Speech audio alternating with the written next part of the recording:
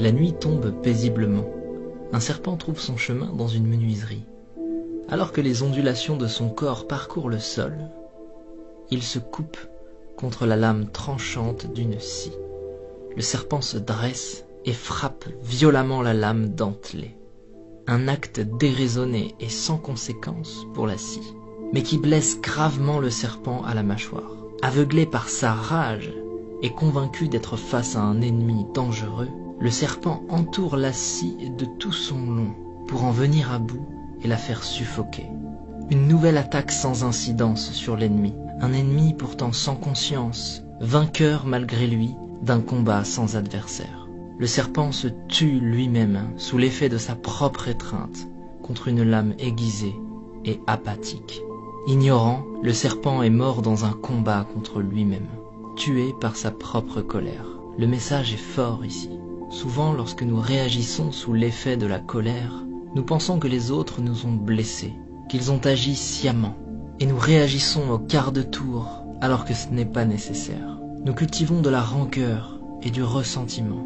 Parfois même nous espérons la souffrance d'une autre personne. Mais en faisant cela, nous ne faisons que nous couper avec la lame de notre propre rage. Et cette énergie malsaine que nous déversons autour de nous n'atteint personne d'autre que nous-mêmes. De tels sentiments sont souvent inoffensifs pour ceux dont ils sont la cible et profondément néfastes pour notre propre cœur.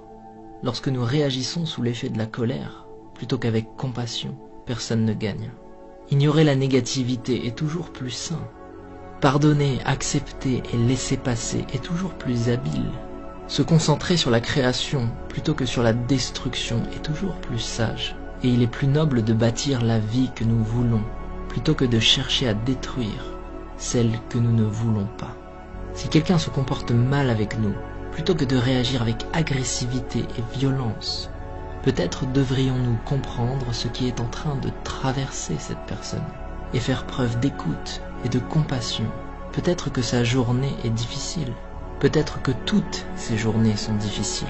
Lorsque nous regardons les choses avec une nouvelle perception, il est plus facile d'avancer, de laisser toutes les énergies négatives derrière nous, d'abandonner ce qui n'est pas constructif pour notre futur et de simplement laisser passer.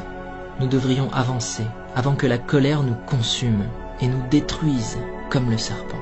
Ne réagissez pas, montrez de la compassion, ne ressassez pas, avancez et restez concentrés sur l'élaboration d'une vie meilleure pour vous-même.